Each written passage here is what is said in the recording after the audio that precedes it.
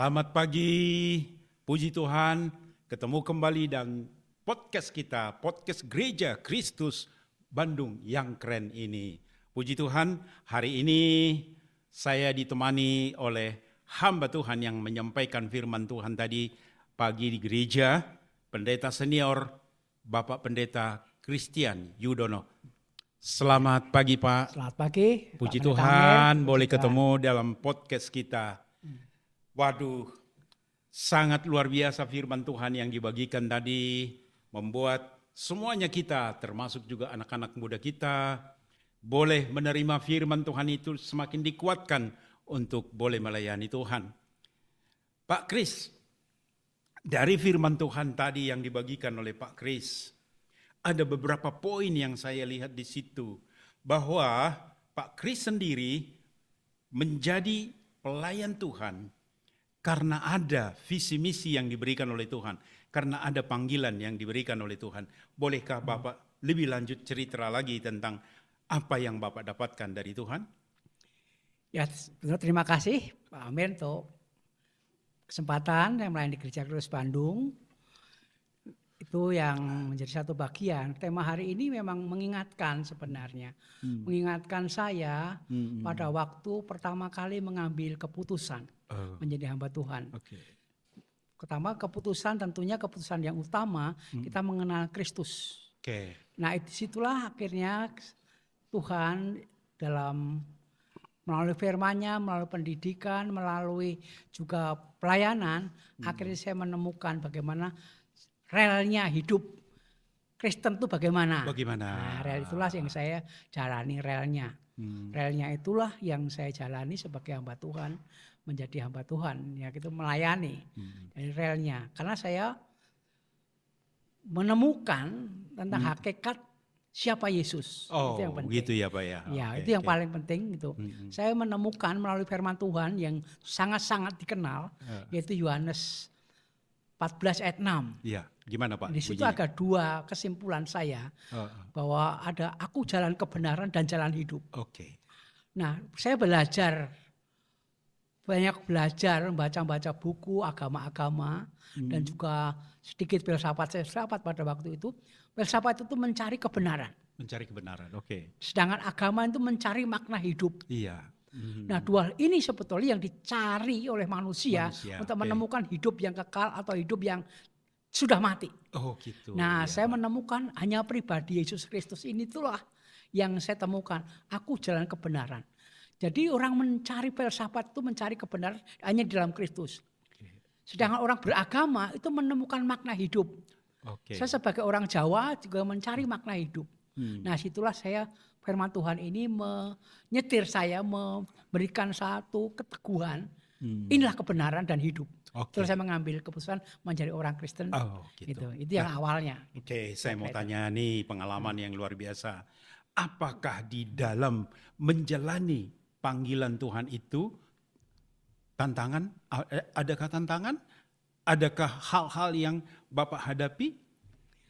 Ya, tantangan pasti ada. Itu udah pasti tantangan sebagai hamba Tuhan. Tantangan ngambil keputusan. Sejak awal pun ngambil keputusan pun sudah ditolak ya. Gitu, tidak diterima Pak, oleh keluarga. Mau jadi apa sih? Jadi pendeta mau jadi apa? Itu orang tua saya ngelarang.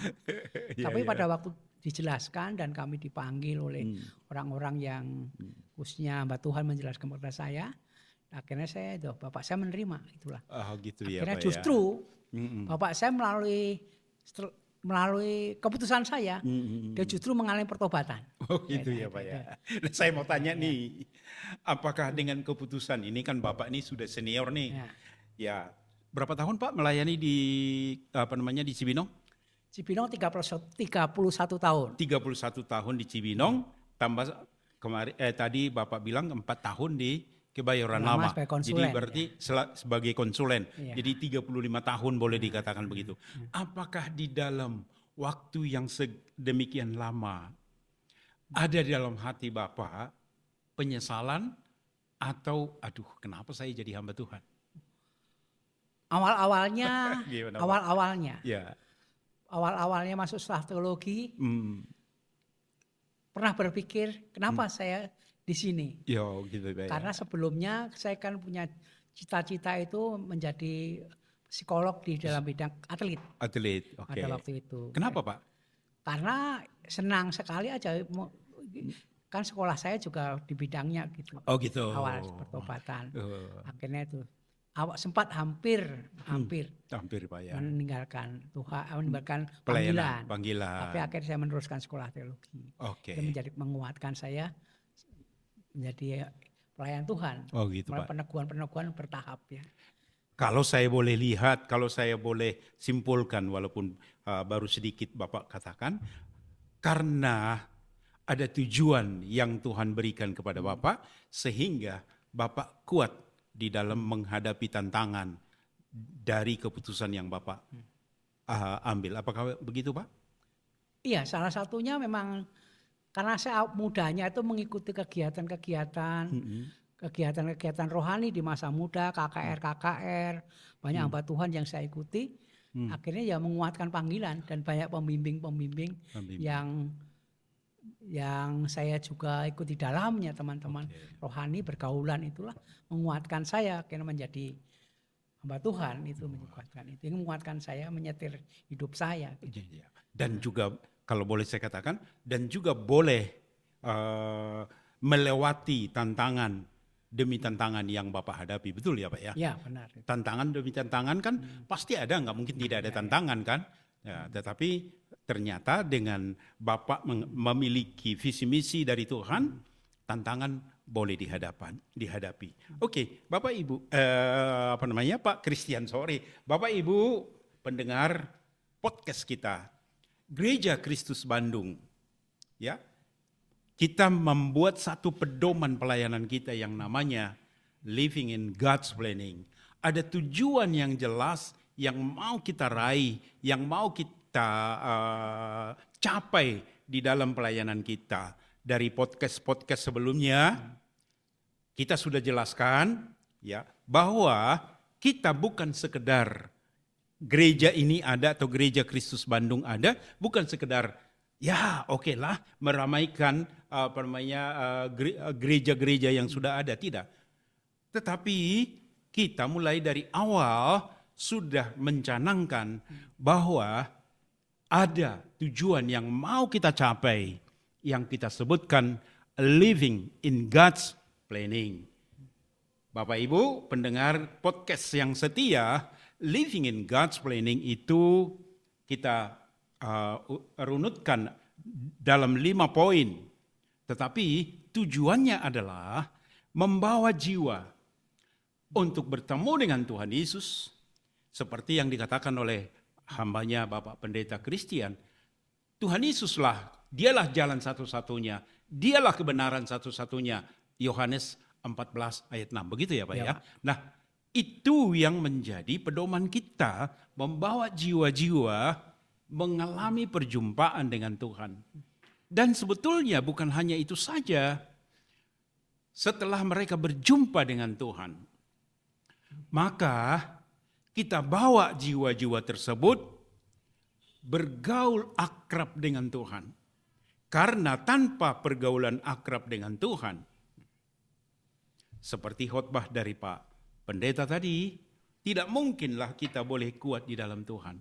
Karena yang menjadi dasar kita untuk kuat di dalam Tuhan adalah karena pergaulan akrab dengan Tuhan. Betul ya Pak ya? Ya. Ya, jadi karena kita bergaul akrab dengan Tuhan. Jadi rekan-rekan yang mendengarkan podcast ini, betapa pentingnya kita membina hubungan yang akrab dengan Tuhan. Nah, salah satu program yang kita buat di Gereja Kristus Bandung, yaitu membaca Alkitab dengan setia. Ini dia nih, bagi mereka yang sudah menyelesaikan membaca Alkitab selesai dalam setahun, kita berikan apresiasi ini. Satu, apresiasi berupakan lembaran apresiasi, dan juga kita berikan MOOC kepada setiap orang yang sudah menyelesaikan. Bapak Ibu, sekarang ini Gereja Kristus Bandung menyelesaikan periode ke-7 untuk membaca Alkitab setiap selesai dalam sehari. Bagaimana tanggapan Bapak kalau kita melakukan hal ini? Wah, luar biasa sekali itu ya Pak ya. Jarang ya gereja melakukan itu, tapi sekarang udah pada mulai. Sudah mulai banyak dilakukan itu.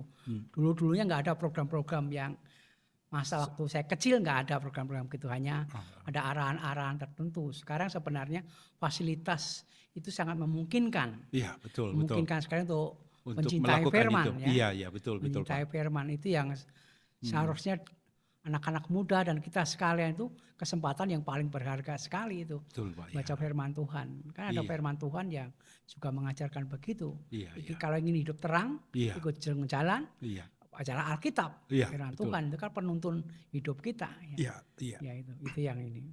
Ya, seperti Bapak bilang tadi, Yohanes 14 ayat 6, akulah jalan dan kebenaran dan hidup.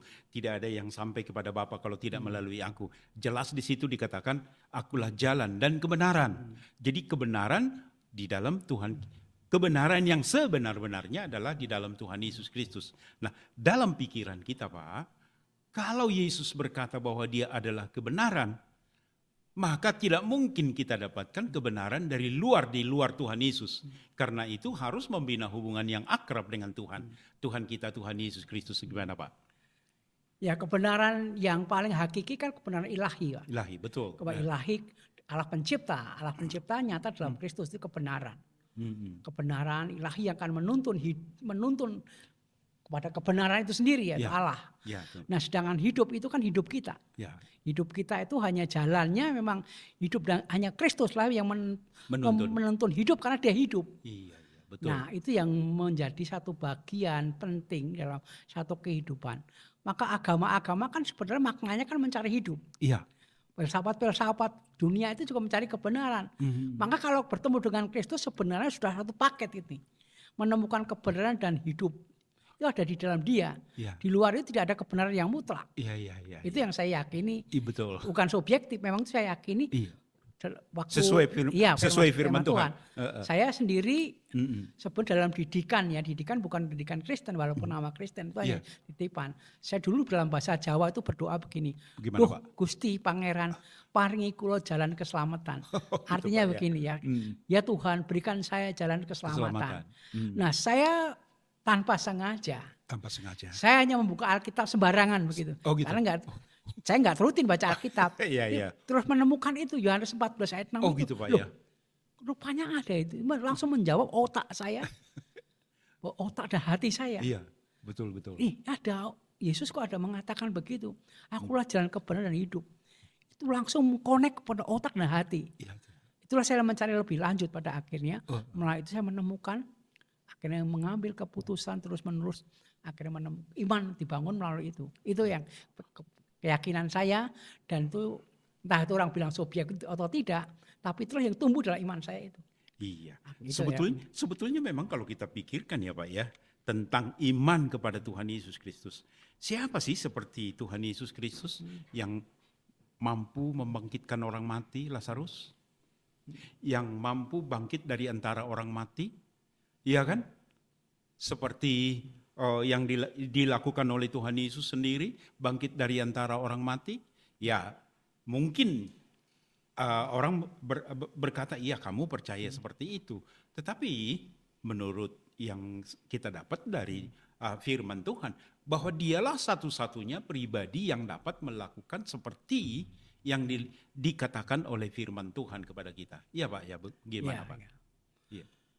Nah itu kalau kita baru melihat mujizat-mujizat aja sudah harusnya. Terpesona betul ya. Harusnya melihat kok bisa ada pribadi bisa melakukan sesuatu yang tidak mungkin dilakukan Allah, misalnya menghidupkan orang mati. Orang mati. Nah itulah menunjukkan keilahian Kristus. Ilahian Kristus. Itu menjadi satu, harusnya menjadi pemikiran dan evaluasi kita dalam kehidupan iman kita. Itu yang saya melihat.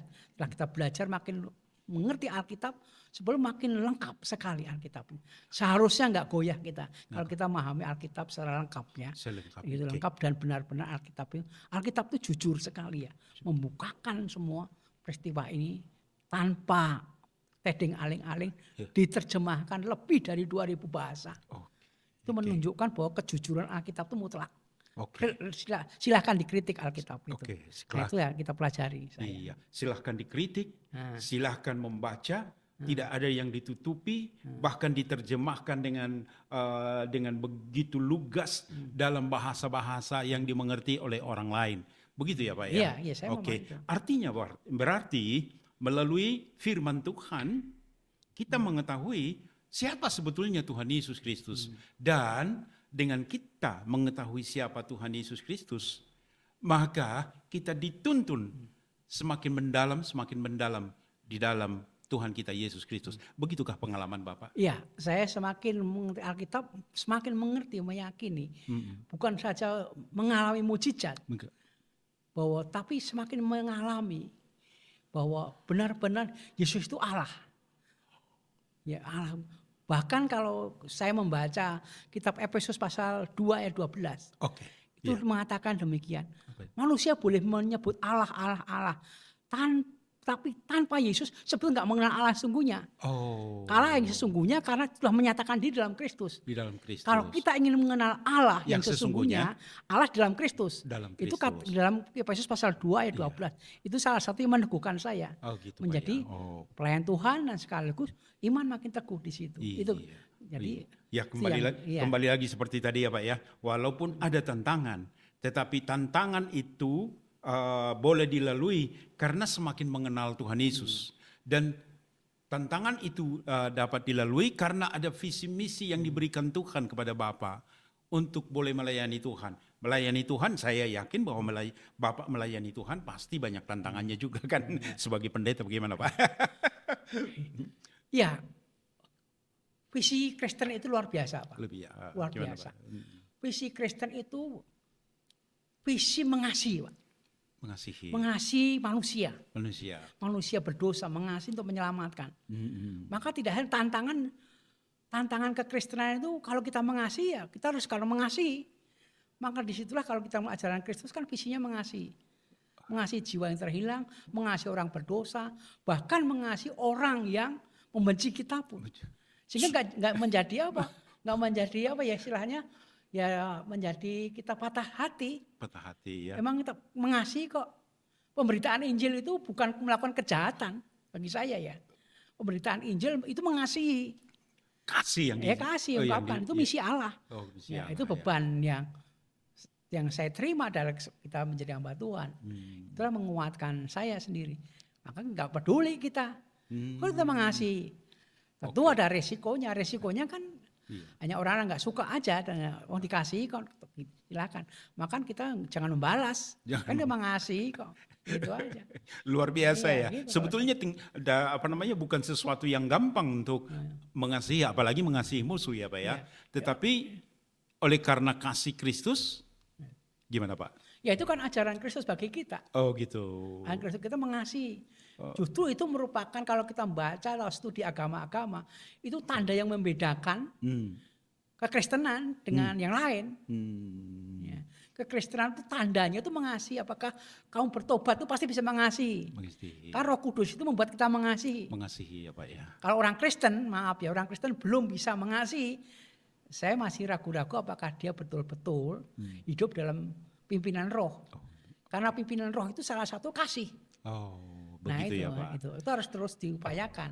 Jadi kembali lagi Pak. Jadi betapa sebetulnya kan semua itu kita dapatkan dari Alkitab kan. Dari kebenaran firman Tuhan. Semua kalau saya boleh katakan bahwa apa yang Bapak katakan tadi, semua itu kita dapatkan dari firman Tuhan. Jadi betapa pentingnya kita berhubungan akrab dengan Tuhan. Dan betapa pentingnya kita membaca Alkitab, setuju ya Pak ya? Ya, karena itu semua kita dapatkan dari firman Tuhan. Nah, teman-teman yang sedang mendengar podcast ini, kita sebetulnya bukan kasih Tuhanlah yang menggerakkan. Sehingga kita boleh menyampaikan kebenaran-kebenaran ini kepada banyak orang, termasuk juga ada podcast. Salah satu podcast Gereja Kristus Bandung. Karena kita mengasihi orang, kita rindu sebanyak mungkin jiwa, sebanyak mungkin orang mengenal Tuhan Yesus, menerima Yesus sebagai Tuhan dan Juru Selamat, mereka diselamatkan dan hidup berkenan kepada Tuhan. Living in God's planning. Dan setelah tentunya setelah kita dimenangkan, setelah kita menjadi anak-anak Tuhan, maka Tuhan meminta kita hidup seperti yang Dia mau. Saya coba baca firman Tuhan dalam Efesus ini ya. Efesus pasal 2 ayat 10. Ya, saya baca. Oke, saya mungkin baca mulai dari ayat 8. Sebab karena kasih tadi ya, sebab karena kasih karunia kamu diselamatkan oleh iman. Itu bukan hasil usahamu tetapi pemberian Allah. Itu bukan hasil pekerjaanmu. Jangan ada orang yang memegahkan diri. Karena kita ini, buatan Allah diciptakan dalam Kristus Yesus untuk melakukan pekerjaan baik yang dipersiapkan Allah sebelumnya. Ia mau supaya kita hidup di dalamnya. Gereja Kristus Bandung menerjemahkannya living in God's planning. Bagaimana tanggapan Bapak, Pak? Wah, satu program yang bagus sekali, yang alkitabiah dan misioner bagi saya, Pak. Oh gitu Pak ya. Karena memang salah satu tanda yang menyertai hidup kita. Gereja dibangun untuk apa sih? Ya, betul. Untuk apa? Untuk apa Yesus mendirikan gerejanya? Untuk mengasihi, Pak. Itu misi kan? Iya. Untuk mengasihi orang lain supaya apa? Mengenal Allah.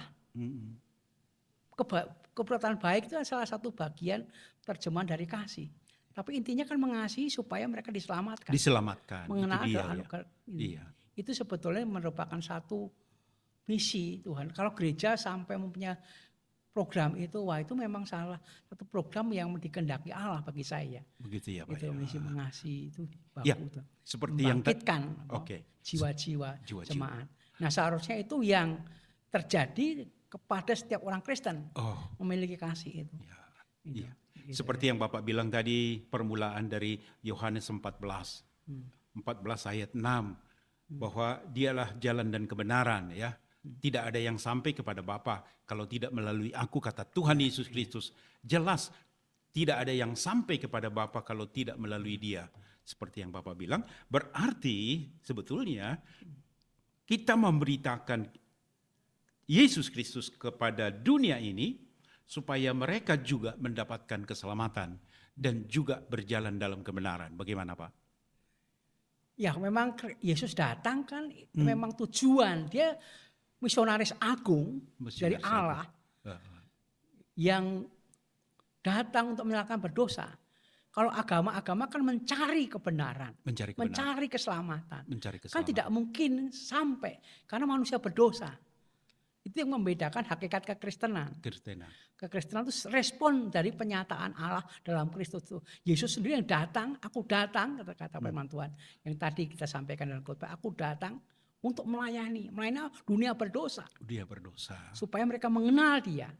Memberikan nyawanya menjadi tebusan. Itu misi ilahi. Nah kalau merespon itulah menjadi orang percaya. Orang percaya yang berkumpul menjadi komunitas itu gereja. Nah maka gereja yang hidup, iman yang hidup harus ditandai dia bergerak. Bergerak mengasihi. Mengasihi jiwa itu gerakan gereja, gerakan iman. Nah, itu. Ya, puji Tuhan. Itu yang gerakan. Itu menandai iman yang hidup itu bagaimana kalau ditanyakan begitu. Iman yang hidup ya iman yang bergerak. Bergerak mengasihi. Itu yang saya pahami menurut saya pergerakan. Sesuai firman Tuhan tentunya. Bapak Ibu yang mendengarkan podcast ini, barangkali ada yang sedang bergumul, ada yang sedang mengalami situasi yang gawat dalam hidupnya, pergumulan apapun penyebabnya, jangan ragu. Betul ya Pak ya? Datanglah kepada Kristus karena Dia mengasihimu. Ya, Dia mengasihi setiap orang yang berseru kepada Tuhan, ya, tanpa pandang bulu, tanpa pandang status.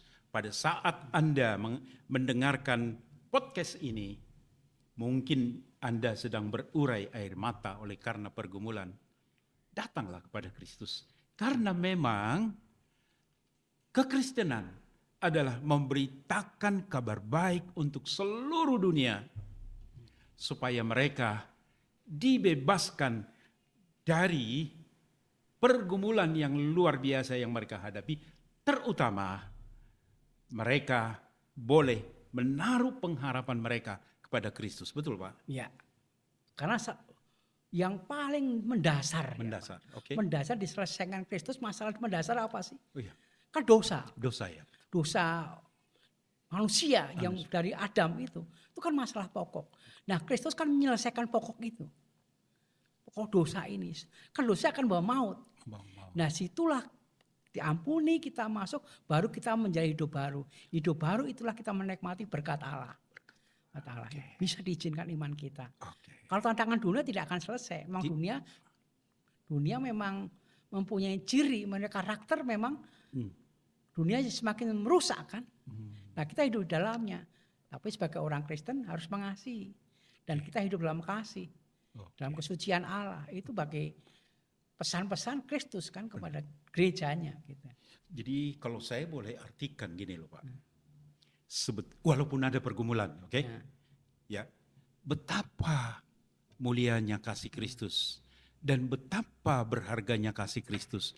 Dan betapa bersyukurnya kita yang boleh mengenal Kristus, atau dengan kata lain, yang boleh dikenal Kristus karena kita mempunyai pengharapan. Pengharapan dalam situasi apapun yang kita hadapi, ada pengharapan untuk lepas dari situasi itu, bukan oleh karena kekuatan kita, tetapi oleh karena Kristus Yesus. Begitu Pak? Ya, saya memahami pertumbuhan rohani, penguatan iman itu ya menemukan diajarkan Alkitab. Yesus mengajarkan nilai-nilai iman Kristen. Iman Kristen. Saya singgung nilai orang Kristen itu apa sih? Orang Kristen memahami nilainya menjadi orang percaya. Itu yang paling mendasar. Maka paling tidak ada dua yang diberikan contoh karena kita. Maka Tuhan mengatakan apa artinya kamu memiliki isi dunia ini kehilangan nyawanya. Itu nilai iman. Nilai iman ya Pak ya. Itu jelas nilai iman yang iman tidak bisa dibayar. Karena iman itu dari Kristus. Diberikan dengan cuma-cuma. Cuma-cuma itu bukan gratisan. Bukan cuma-cuma itu bukan obralan. Cuma-cuma itu saking mahalnya. Kita nggak bisa membeli. Maka diberikan dengan cuma-cuma. Yang dibaca tadi barusan Efesus pasal 2. Yang di 8 tadi anugerah Tuhan bukan kebaikan kan cuma-cuma. Itu terjemahan lama dulu begitu cuma-cuma. Yang kedua, saya singgung juga. Nilainya tinggi sekali. Dalam hitung-hitungan dagang, hitung-hitungan ekonomi, itu sampai merelakan orang yang disitu, orang kerasuk itu orang gila kan. Orang gila betul. Sampai Tuhan Yesus merelakan membuang lebih dari 2.000 ekor babi. Demi menyelamatkan satu orang. Satu orang ya Pak ya. Satu orang pun orang yang gila, dibuang masyarakat. Dibuang masyarakat. Tuhan ingin mengajar, kok menyelamatkan satu orang pun rela membuang 2.000 babi. Itu nilai-nilai itu yang diajarkan Alkitab, diajarkan para murid memahami tentang kekristenan, menjadi pengikut Yesus. Nilainya, maka pada waktu kita percaya kepada Yesus, kita sudah memiliki harga yang paling mahal. Itu yang harus kita pahami. Yang tidak bisa dinilai dengan materi dunia ini, begitu ya Pak? Iya. Oke, Bapak Ibu yang mendengarkan podcast ini sekali lagi, inilah berita baik, inilah kabar baik buat Bapak Ibu, buat kita semuanya, betapa Yesus Kristus yang adalah Tuhan mengasihi dunia ini, mengasihi Anda. Jadi sekali lagi, bagi Anda yang sedang mendengarkan podcast ini, jangan tunda-tunda. Datanglah kepada Tuhan Yesus. Kalau Bapak Ibu belum mengerti bagaimana caranya, hubungi para pendeta. Hubungi hamba-hamba Tuhan, atau hubungi orang yang memang dapat Anda percaya. Dan kalau bisa, kalau memang dekat dengan kami Gereja Kristus Bandung, silahkan datang. Di Gereja Kristus Bandung, kami akan membimbing Bapak Ibu untuk boleh bertemu dengan Sang Juru Selamat yang mengasihi Anda, yang mengasihi kita. Anda tidak akan kecewa untuk menerima Tuhan Yesus Kristus sebagai Tuhan dan Juru Selamat. Baik untuk kali ini, Demikian podcast kita. Tuhan memberkati. Puji Tuhan. Terima kasih juga Pak, untuk kesempatan pada siang hari ini ya. makasih Siang, Pak Pendeta. Terima kasih. Aduh, puji Tuhan jauh-jauh dari Jakarta untuk mau mengambil bagian dengan podcast ini untuk boleh memberkati saudara-saudara, Bapak Ibu yang sedang mendengarkan podcast ini. Tuhan berkati. Amin.